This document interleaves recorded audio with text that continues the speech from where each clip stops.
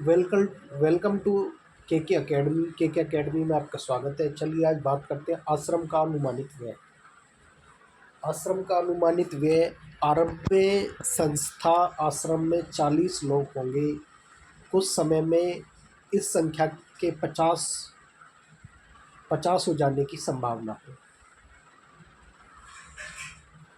हर महीने औसतन 10 अतिथियों के आने की संभावना है।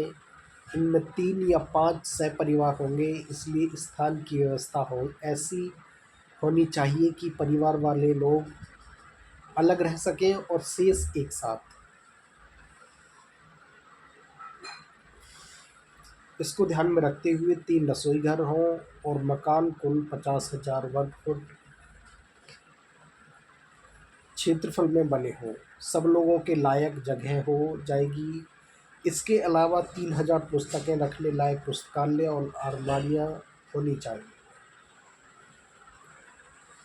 कम से कम 5 एकड़ ज़मीन खेती करने के लिए चाहिए, जिसमें कम से कम 30 लोग काम कर सकें। इतने खेतों के औजार चाहिए। इसमें कुदालियाँ, फावड़ों और खुरपों की ज़रूरत होगी।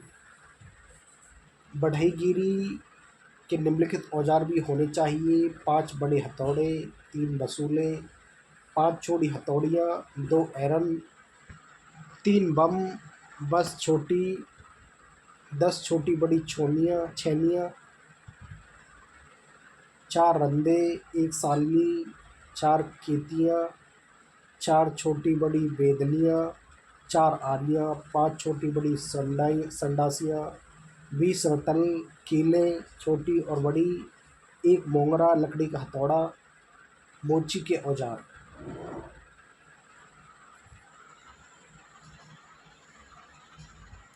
यहाँ तक हो गया। दक्षिण अफ्रीका से लौटकर गांधी जी ने अहमदाबाद में एक आश्रम की स्थापना की। उसके प्रारंभिक सदस्यों तथा सामान आदि का विवरण इस पाठ में है। अच्छा, कैसे पढ़ते हैं? मेरे अनुमान से इन सब पर कुल 5 रुपया खर्च आएगा। रसोई के लिए वे आवश्यक सामान पर 150 रुपये खर्च आएगा।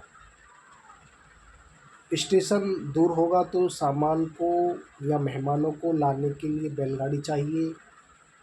मैं खाने का खर्च 10 रुपये मासिक प्रति व्यक्ति लगाता हूँ। मैं नहीं समझता कि हम ये खर्च पहले वर्ष में निकाल सकेंगे। वर्ष में औसतन 50 लोगों का खर्च 6,000 रुपये होगा। मुझे मालूम है कि प्रमुख लोगों की इच्छा यह है कि अहमदाबाद में यह प्रयोग से 1 वर्ष तक किया जाए। यदि ऐसा हो तो अहमदाबाद को ऊपर बताया गया सब खर्च उठाना चाहिए। मेरी मांग तो यह भी है कि अहमदाबाद मुझे पूरी ज़मीन और मकान सभी दे दें, तो बाकी खर्च मैं कहीं और से या दूसरी तरह जुटा लूँगा। अब चूँकि विचार बदल गया है, इसलिए ऐसा लगता है कि 1 वर्ष का या इससे कम दिनों का खर्च अहमदाबाद को उठाना चाहिए। यदि अहमदाबाद 1 वर्ष के खर्च का बोझ उठाने के लिए तैयार न हो, तो ऊपर बताए गए खाने के खर्च का इंतज़ाम मैं कर सकता हूँ। चूँकि मैंने खर्च का एक ये अनुमान जल्दी में तैयार किया है, इसलिए यह संभव है कि कुछ मदें मुझसे छूट गई हों। इसके अतिरिक्त खाने के खर्च के सिवा मुझे स्थायी स्थितियों की जानकारी नहीं है, इसलिए मेरे अनुमान में भूल भी हो सकती है। यदि अहमदाबाद में सब खर्च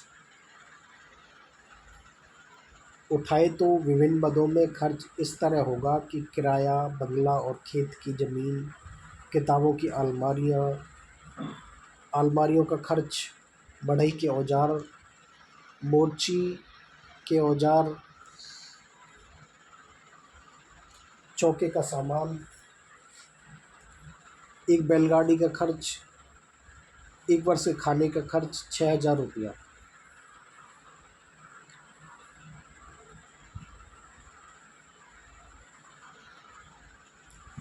अहमदाबाद में स्थापित आश्रम का संविधान स्वयं गांधी जी ने तैयार किया था। इस संविधान के मसवदे से पता चलता है कि वे भारतीय जीवन का निर्माण किस प्रकार करना चाहते थे।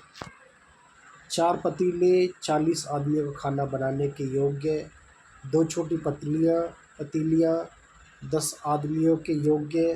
3 पानी भरने के पतीले या तांबे के कलसे। 4 मिट्टी के घड़े। 4 तिपाइयाँ, 1 कढ़ाई। 10 रतल खाना पकाने योग्य। 3 कलछियाँ। 2 आटा गूँदने की परातें। 1 पानी गर्म करने का बड़ा पतीला। 3 केतलियाँ। 3 बाल्टियाँ या नहाने का पानी रखने के बर्तन। 5 पतीले के ढक्कन। 5 अनाज रखने के बर्तन। 3 तइयाँ। 10 थालियाँ। 10 कटोरियाँ। 10 गिलास। 10 प्याले। 4 कपड़े धोने के टब।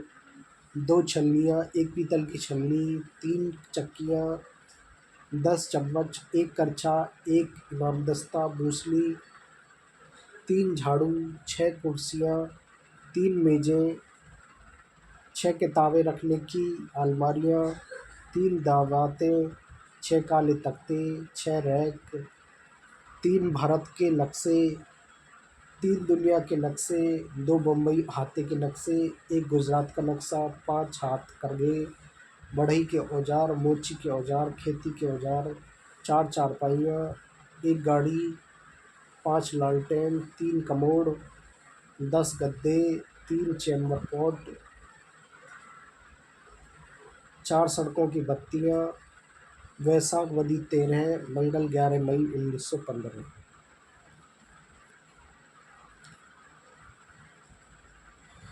मेरे ख्याल से मेरा ख्याल है कि हमें लोहार और राजमिस्त्री के औजारों की भी ज़रूरत होगी। दूसरे बहुत से औजार भी चाहिए, किंतु इस हिसाब से मैंने उनका खर्च और शिक्षण संबंधी सामान का खर्च शामिल नहीं किया है। शिक्षण के सामान में 5-6 देसी हथकरघों की आवश्यकता होती है। मोहनदास करमचंद गांधी।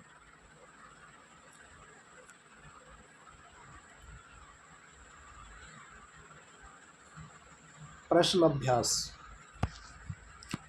लेखा जोखा। हमारे यहाँ बहुत से काम लोग खुद नहीं करके किसी पेशेवर कारीगर से करवाते हैं, लेकिन गांधी जी पेशेवर कारीगरों के उपयोग में आने वाले औजार, छेनी, हथौड़े, वसूली इत्यादि क्यों खरीदना चाहते होंगे?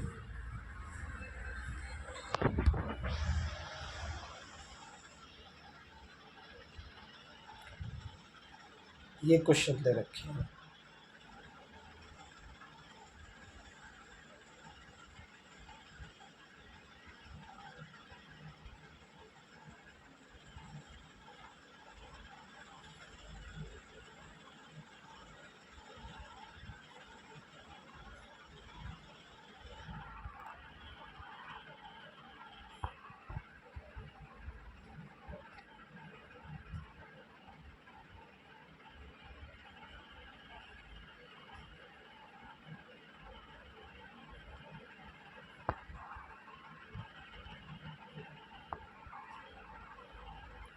शब्दकोश। यहाँ आपके लिए एक छोटा सा शब्दकोश दिया गया है। इस शब्दकोश में वे सब शब्द हैं जो विभिन्न पाठों तथा उससे जुड़े हुए शब्द हैं, जो आपके लिए नए हो सकते हैं। किसी किसी शब्द के कई अर्थ हो सकते हैं होते हैं। पाठ के संदर्भ में जोड़कर आप यह अनुमान खुद लगा सकते हैं कि कौन सा अर्थ ठीक है। तुम देखोगे कि शब्द के अर्थ के पहले विभिन्न प्रकार के अक्षर संकेतों दिए गए हैं। इन संकेतों से हमें शब्दों की व्याकरण संबंधी जानकारियाँ मिलती हैं। नीचे दी गई सूची की मदद से आप इस अक्षर के संकेतों को समझ सकते हैं। अव्यय, क्रिया, संज्ञा, स्त्रीलिंग, अकर्मक क्रिया, सकर्मक क्रिया, विशेषण, फारसी। अतिशय का मतलब होता है बहुत। आदित्यकाय का मतलब होता है पहाड़ के ऊपर की समतल भूमि, टेबल लैंड। अप्रतिभ का मतलब होता है अन्यमनस्क, उदास, निराश, हतप्रभ। आकृष्ट का मतलब होता है आकर्षित। अजानुलंबित केस का मतलब घुटनों तक लंबे केस। आर्त क्रंदन मतलब दर्द भरी आवाज में रोना। आवन आना। आविर्भूत प्रकट उत्पन्न। इंद्रनील नीलकांत मणि। नीलम नीलमणि इंद्र का प्रिय रत्न। इल्ली तितली के बच्चों का अंडे से निकलने वाला पाद का रूप। उच्चारे उच्चारण करना। उन्मुक्त बंधन रहित स्वतंत्र। उपत्यकाएं स्त्री पहाड़ के पास की भूमि तराई। उमंगियों का मतलब होता है उमड़ना। उर्नी का मतलब होता है ऋण मुक्त ऋण।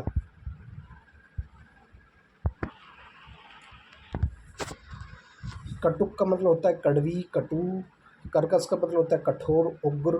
कर्ण वेद का मतलब होता है कान छेदने वाला संस्कार या रस्म। कार्तिकेय का मतलब कृतिका नक्षत्र में उत्पन्न शिव के पुत्र देवी देवताओं के सेनापति। कुब्जा कुबड़ी कंस की एक कुबड़ी दासी जिसकी टेढ़ी पीठ कृष्ण ने सीधी की थी। केका बोर की बोली। क्रूर का मतलब होता है निर्दय हिंसक कठोर। क्वार का मतलब होता है महीने का नाम आश्विन। छीण का मतलब होता है दुबला पतला। गरूर का मतलब होता है गर्व घमंड। घाम का मतलब होता है धूप। गेरू गेउर गेउर का मतलब होता है ताल में उग जाने वाली घासें। चंचू प्रहार का मतलब चोट से चोट करना। चिकोटी का मतलब होता है चुटकी। छंद का मतलब होता है वर्ण मात्रा यति आदि के नियमों से युक्त वाक्य। अभिलाषा इच्छा अभिप्राय। डोंगर का मतलब टीला पहाड़ी। तजी का मतलब होता है तजना छोड़ना। तरबर का मतलब होता है लथपथ डूबे हुए। तुषार का मतलब होता है हिम का टुकड़ा बर्फ। थामना का मतलब होता है पकड़ना। दस्तूर का मतलब होता है तरीका।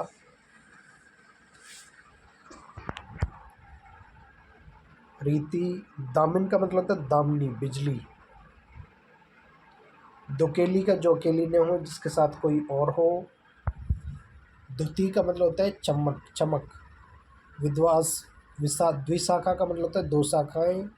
धकियाना का मतलब धक्का देना। नवागंतुक का मतलब होता है नया नया आया हुआ नया अतिथि। निकसार का मतलब होता है निकास निकलने का द्वार। निश्चेष्ट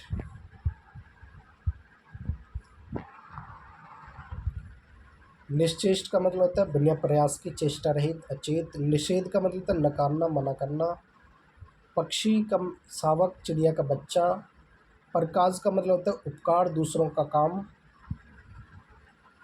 पिंजरबद्ध का मतलब पिंजरे में बद्ध। पुनरुद्धार का मतलब होता है फिर से ऊपर उठाना दोबारा उद्धार करना। प्रतिदान का मतलब होता है बदले में। फोकट का मतलब होता है मूल्य रहित मुफ्त। बंकिंग का मतलब होता है बांका टेढ़ा। बंदूर का मतलब होता है मुकुट। बदरिया का मतलब होता है बादल। बदहवास का मतलब होता है घबराया हुआ। बलिहारी का मतलब होता है निछावर होना। बारह का मतलब होता है बार बार अनेक बार। भद्द का मतलब होता है उपहास बुरी दशा। भावभंगी का मतलब होता है हाव भाव। मंद्र का मतलब होता है गंभीर धीमा। मारजारी का मतलब होता है मादा बिल्ली। मुदित का मतलब होता है प्रसन्न। मुजी का मतलब होता है कंजूस। मृदुल का मतलब होता है कोमल। मेघ का मतलब होता है बादल।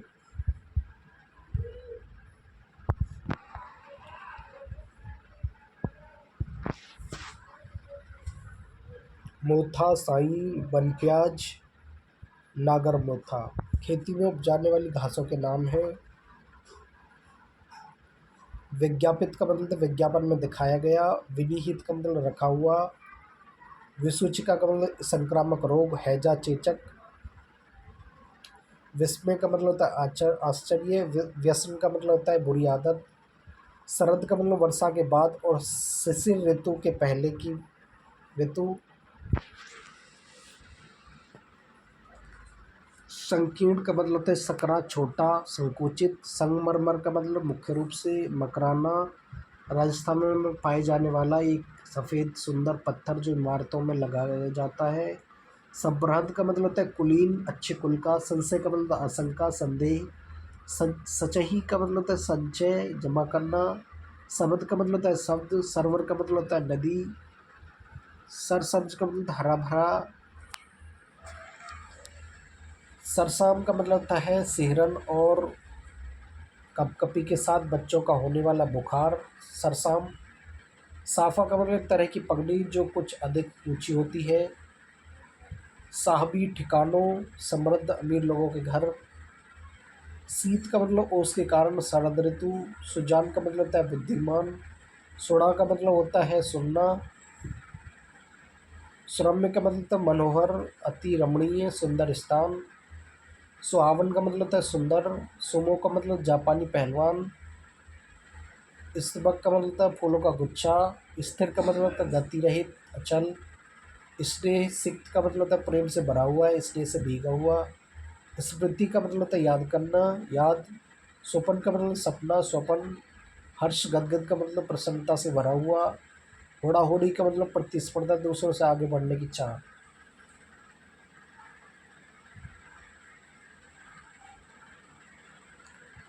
तो ये थे शब्दकोश। Thank you for watching this video. Video आपको अच्छी लगे तो प्लीज़ वीडियो को लाइक करें, चैनल को सब्सक्राइब करें।